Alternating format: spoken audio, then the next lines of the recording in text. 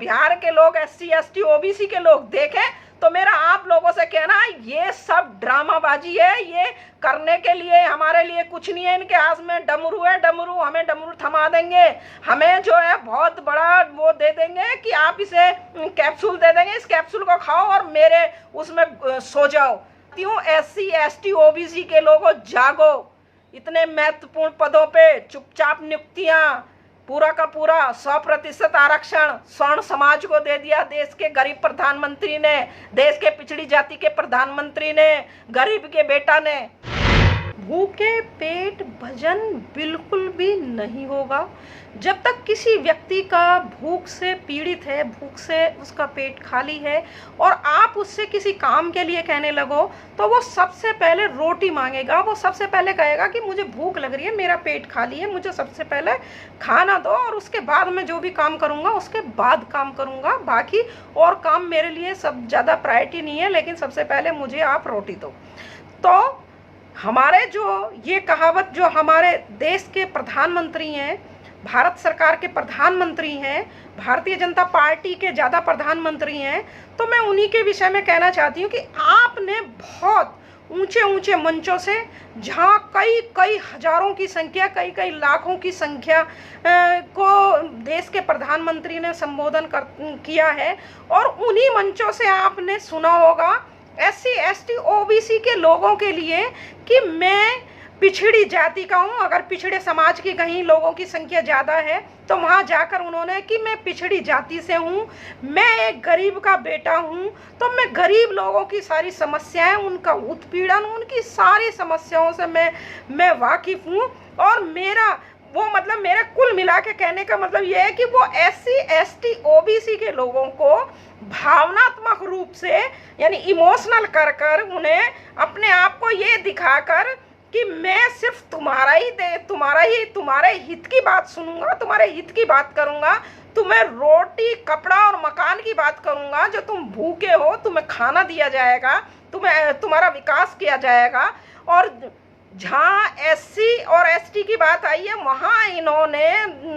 देश के प्रधानमंत्री ने बाबा साहब भीमराव अंबेडकर को लेकर SC ST के लोगों को इमोशनल ब्लैकमेल किया है, उनको उस तरीके से सम्मोहित किया है कि हम तो बाबा साहब को मानने वाले लोग हैं और हम सारे आपके दुख दर्द जितने भी हैं उनको हम ख़त्म करेंगे। और इन्होंने एक मंच से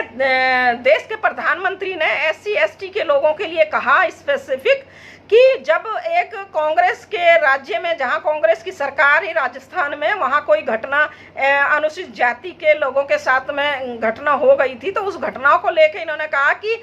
मुझे मेरे SC ST के भाइयों को मत मारो, मेरे अनुसूचित जाति जनजाति के भाई बहनों पर अत्याचार मत करो, इन्हें मत मारो, इन्हें कोई गोली से मत मारो, अगर गोली मारनी है, जान लेनी है तो मेरी ले लो। मतलब मेरा कुल मिला के कहने का मतलब ये है कि हमारे SC ST OBC के लोगों को देश के प्रधानमंत्री ने सिर्फ बातों से, अपने जुमलेबाजी से ही उनको छल पूर्वक, कपट पूर्वक उनको सम्मोहित किया है और देने के नाम पर, उनके विकास के नाम पर, उनको आगे बढ़ाने के नाम पर देश के प्रधानमंत्री के पास में SC ST OBC के लोगों के लिए कुछ नहीं है, 0/0 है। कहने को सब कुछ है लेकिन देने को कुछ नहीं है। जैसे कि अभी मैं बता दूं, अभी रिसेंटली अभी 30 तारीख की घटना है, 30/6 में नवभारत टाइम्स में अंकुर कुमार की एक रिपोर्ट छपी है जिसमें केंद्र सरकार ने यानी भारत सरकार ने 19 solicitor general of India, additional solicitor general of India की नियुक्ति करी है। तो उनमें जो है SC ST OBC के एक भी व्यक्ति का नाम नहीं है। 19 के 19 लोगों में जो नियुक्ति करी है वो सारे जो मनुस्मृति में 3 वर्ग जो हैं, क्षत्रिय और वैश्य और जो ब्राह्मण जो वर्ग है, उन्हीं तीनों वर्गों को लोगों को 19 के 19 वो उसी वर्ग के लोगों को solicitor general of India, additional solicitor of general की नियुक्ति करी है। और हमारे SC ST OBC के लोगों को थमा दिया है घंटा पर देश के प्रधानमंत्री ने। तो मैं यहाँ बताना चाहती हूँ आप लोगों की कि सॉलिसिटर जनरल ऑफ इंडिया क्या होते हैं। आप समझे कि सॉलिसिटर जनरल ऑफ इंडिया जो होते हैं वो भारत सरकार यानी केंद्र सरकार के लॉ ऑफिसर होते हैं, यानी शुद्ध हिंदी में आप उन्हें सरकारी वकील समझे। सुप्रीम कोर्ट में और हाई कोर्टों में केंद्र सरकार के additional solicitor general of India और सॉलिसिटर जनरल ऑफ इंडिया। तो केंद्र सरकार के वो सरकारी वकील होते हैं यानी लॉ ऑफिसर होते हैं। केंद्र सरकार में जब भी, मैं यहाँ और पहले क्लियर कर दूं, केंद्र सरकार का जो सबसे बड़ा जो वकील होता है, सरकारी जो वकील होता है, उसे अटॉर्नी जनरल ऑफ इंडिया कहते हैं, अटॉर्नी जनरल ऑफ इंडिया। फिर दूसरे नंबर का जो सरकारी वकील होता है, बड़ा वकील होता है, वो होता है सॉलिसिटर ऑफ इंडिया। और फिर उसके बाद में आ जाते हैं additional solicitor of general of India, यानी ये सरकार की तरफ से जब सुप्रीम कोर्ट में और हाई कोर्टों में जब कोई मैटर जाता है तो ये अलग अलग हाई कोर्टों में और अलग अलग मैटरों में अपनी राय सरकार को देते हैं या केंद्र सरकार की राय कोर्टों में ये रखते हैं।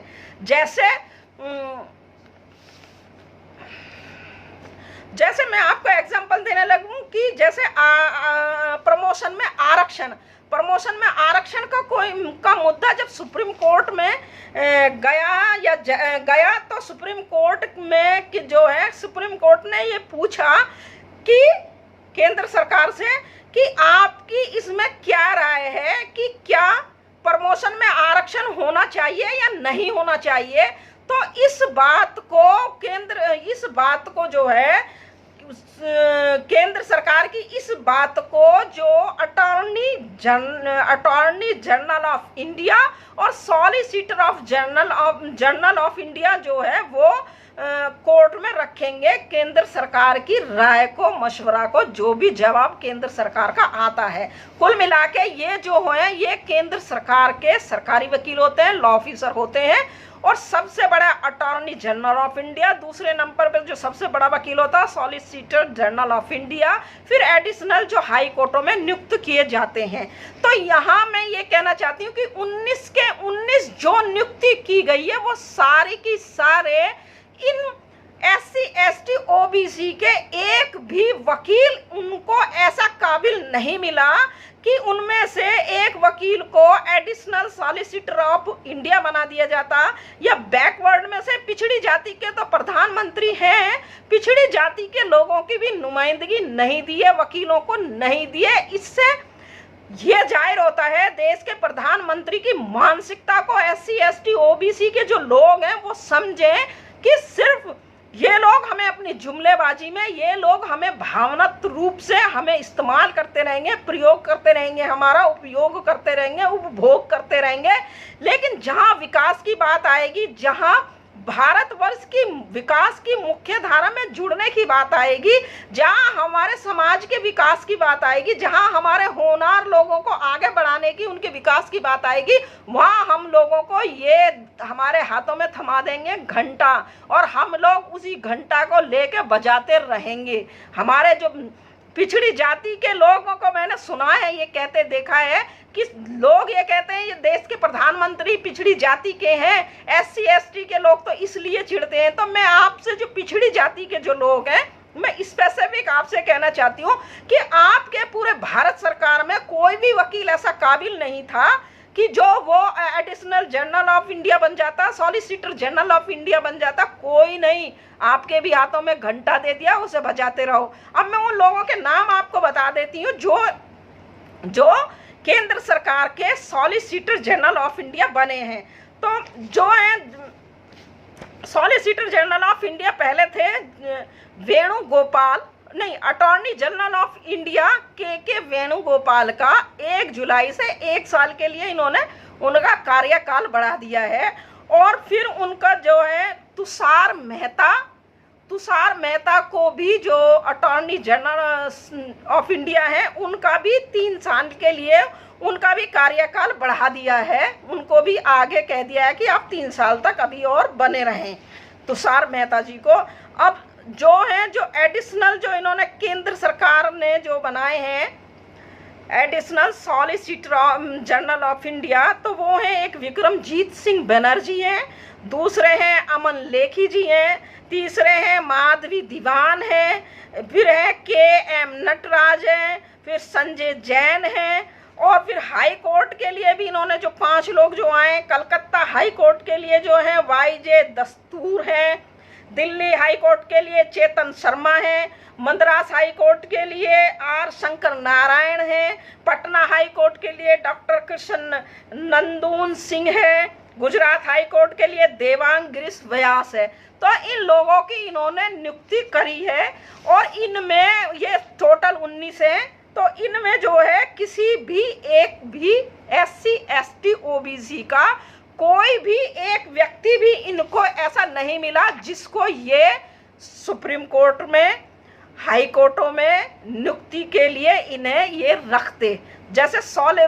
तुषार मेहता को तो विशेष वो दी हैं, उनका 3 साल के लिए टाइम बढ़ा दिया गया है तुषार मेहता जी का, जो सॉलिसिटर जनरल ऑफ इंडिया है। तो मेरा यहाँ कहने का मतलब ये है कि हम लोग सिर्फ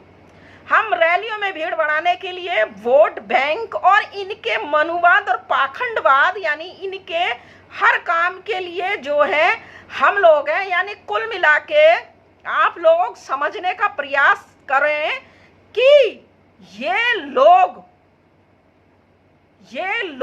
जानबूझकर जो मनु का विधान है, मनु स्मृति है, उसको लागू किया जा रहा है, और हमारे SC ST OBC के लोग नहीं समझ रहे हैं। जो देश के प्रधानमंत्री हर डिपार्टमेंट को, हर विभाग का जो निजीकरण किया जा रहा है, रेलवे विभाग का निजीकरण किया जा रहा, और कितने विभागों का निजीकरण किया जा रहा, तो ये जो हमारा आरक्षण है ये स्वतः ही खत्म हो गया है। स्वतः ही जब प्राइवेटीकरण हो जाएगा, प्राइवेट क्षेत्र में इन लोगों के, क्योंकि हम लोग तो जा नहीं सकते, इन लोगों के पास भागदौड़ होगी, तो ये अपनी मर्जी से सारी चीजें करेंगे, वहां अपने लोगों को रखा जाएगा। वैसे भी जहां भी प्राइवेट सेक्टर में हमारे लोग हैं, SC ST OBC के जो लोग हैं, उनको उनके साथ तो पशुओं जैसा बिहेव करते हैं, उनके साथ में तो उन्हें तो इंसान ही नहीं समझते हैं। अगर कई घटनाएं ऐसी हैं, कई केस ऐसे पड़े भी हैं अदालत में कि जहां ये जाति का पता चलता है, उनकी योग्यता ही खत्म हो जाती है। उनके अंदर जो उनके अंदर गट्स होते हैं, वो जो उनके अंदर स्टैमिना होता है, जो उनके अंदर योग्यता होती है, उसे ही खत्म कर दिया जाता है, बस ये जाति का पता चलते ही। तो मेरा यहाँ कहना है, जो लोग आरक्षण विरोधी, जो लोग झंडा उठाए घूम रहे हैं और बार बार आरक्षण पर चोट करते हैं, उन लोगों से मैं ये कहना चाहती हूँ,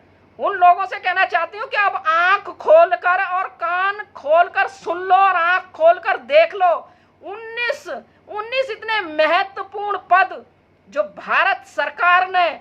सरकार के प्रधानमंत्री नरेंद्र मोदी ने पूरा 100% आरक्षण स्वर्ण समाज के लोगों को दे दिया है, जहां हमारा SC ST OBC 0/0 है। तो ये तुम लोग जो जिस तरीके से करते हैं ना, और गाए बगाए आरक्षण की बात करते हैं, तो ये आरक्षण जो तुम्हारे मुंह पर ये तमाचा है कि तुम्हारा 100% आरक्षण है इतने महत्वपूर्ण पदों में, और हमारे SC ST OBC के लोगों के हाथों में कुछ नहीं है। उनके हाथों में तुम्हारे सरकार के प्रधानमंत्री ने घंटा थमा दिया है। मंदिरों के चक्कर काटो, SC ST OBC के लोगों, कोई किसी भी वकील में इतनी काबिलियत नहीं है कि कहीं एडिशनल किसी भी कोर्ट में नियुक्त किया जाता है। तो मैं ये कहना चाहती हूँ कि देश के प्रधानमंत्री और इस सरकार में जो बैठे हुए और जो मंत्री हैं, मनुवाद को ये लागू कर रहे हैं, मनुवाद को ये लेकर आ गए हैं। हमारे लोग समझने का प्रयास करें, हमारे लोगों को रणनीति तैयार करनी पड़ेगी, हमारे लोगों को इस सारी चीज़ों को समझना पड़ेगा। और मैं ये कहना चाहती हूँ यहीं इसी उसमें कि जो आज देश के प्रधानमंत्री जून में रैली कर रहे हैं, बिहार में चुनाव होना है, यहाँ छठ पूजा की बात कर रहे हैं। जून में प्रधानमंत्री को हमारे वहां जो SC ST OBC के जो बेचारे गरीब लोग हैं, जो लोग, जिन लोगों को ज्ञान नहीं है, जो लोग भोले भाले लोग हैं, उन लोगों को छठ पूजा में उलझाकर वोट बैंक लेना चाहते हैं, वोट लेना चाहते हैं। तो मेरे अगर ये इस वीडियो को बिहार के लोग, SC ST OBC के लोग देखें, तो मेरा आप लोगों से कहना है ये सब ड्रामाबाजी है। ये करने के लिए हमारे लिए कुछ नहीं है। इनके हाथ में डमरू है, डमरू, हमें डमरू थमा देंगे, हमें जो है बहुत बड़ा वो दे देंगे कि आप इसे कैप्सूल दे देंगे, इस कैप्सूल को खाओ और मेरे उसमें सो जाओ। तो अंत में मैं यही कहना चाहती हूँ, SC ST OBC के लोगों जागो। इतने महत्वपूर्ण पदों पे चुपचाप नियुक्तियां, पूरा का पूरा 100% आरक्षण स्वर्ण समाज को दे दिया देश के गरीब प्रधानमंत्री ने, देश के पिछड़ी जाति के प्रधानमंत्री ने, गरीब के बेटा ने। अंत में आप सब लोगों को मेरा जय भीम, नमो बुद्धाय। अगर आपने अभी तक हमारा चैनल सब्सक्राइब नहीं किया है तो सब्सक्राइब करें और घंटी का बटन बिल्कुल भी दबाना ना भूलें ताकि सभी लेटेस्ट खबरें पहुंच सकें आप पे सबसे पहले।